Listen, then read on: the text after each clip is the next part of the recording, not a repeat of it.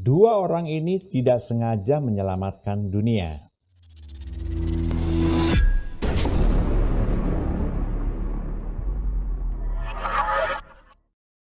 Sudah 30 tahun Perang Dingin berakhir. Meski pertempuran masih terjadi di sana-sini, penduduk bumi menikmati masa damainya yang panjang. Relatif, tak ada ancaman global sebelum si COVID-19 itu datang. Berdasarkan data Federation of American Scientists pada tahun 2021, jumlah senjata nuklir di dunia menurun signifikan sejak Perang Dingin.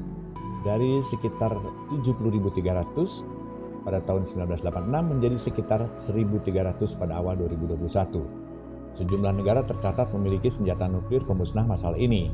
Rusia, Amerika Serikat, Prancis, Cina, Inggris, Israel, Pakistan, dan juga Korea Utara. Tapi untungnya belum ada yang nekat meluncurkan untuk membunuh banyak manusia. Paling buat pamer atau menebar ancaman seperti yang dilakukan oleh Korea Utara. Namun tak banyak yang tahu bahwa Perang Dunia Ketiga nyaris pecah di tengah Perang Dingin. Namun itu tidak sampai terjadi. Bagaimana kisahnya? Dan inilah dia kisah mereka. 1. Stanislav Petrov. Nama Stanislav Petrov akan dikenang sebagai orang yang menyelamatkan dunia dari ancaman perang nuklir yang bisa menewaskan ribuan bahkan jutaan nyawa.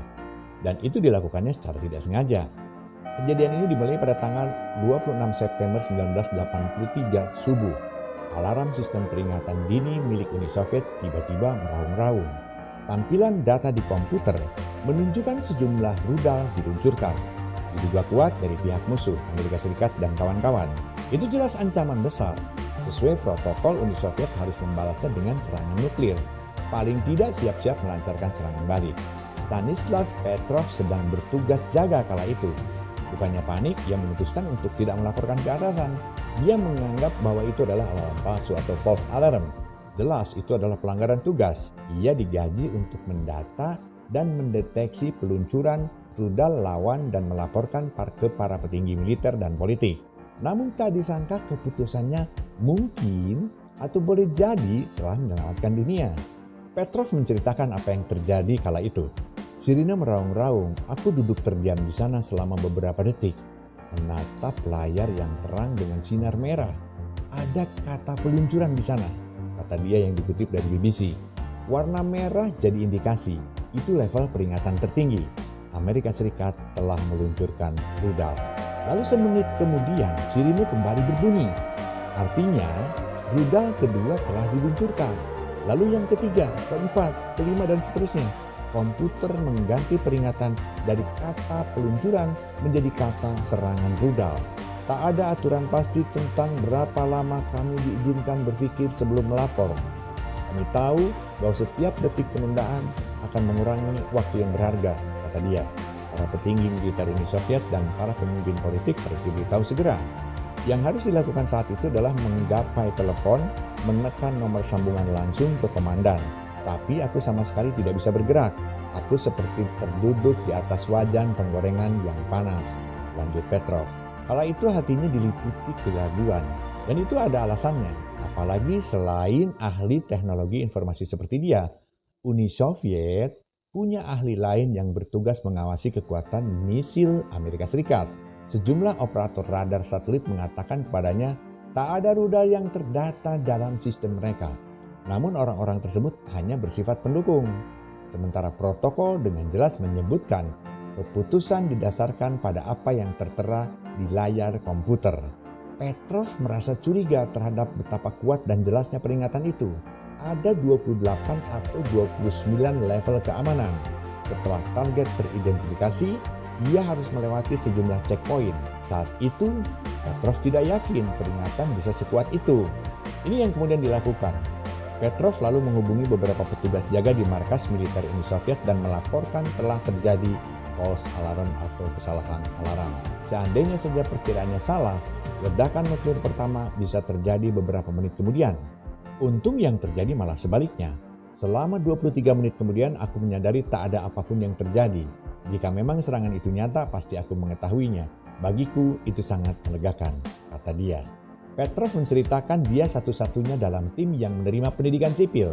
Semua koleganya adalah tentara profesional yang diajarkan untuk memberi dan mematuhi perintah. Seandainya satu di antara para koleganya yang berjaga malam itu, keadaannya mungkin boleh jadi jauh berbeda.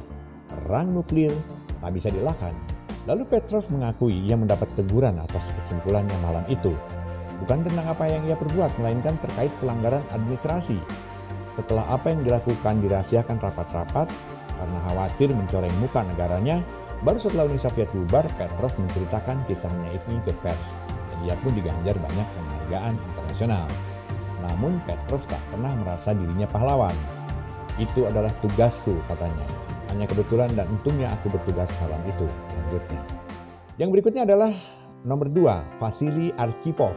Krisis rudal Kuba pada tanggal 12-28 Oktober 1962 memunculkan pahlawan, namanya Vasily Arkhipov. Pada tanggal 27 Oktober 1962, sebuah pesawat mata-mata milik Amerika Serikat ditembak jatuh di Kuba. Sementara itu U-2 atau U-2, pesawat mata-mata Amerika Serikat, juga tersesat dan menyimpang ke wilayah udara Uni Soviet. Drama penuh ketegangan saat itu bergeser ke titik gawat kala kapal perusak Amerika Serikat, USS Bailey, kemudian mulai menyisir lautan, mencari keberadaan kapal-kapal selam Moskow.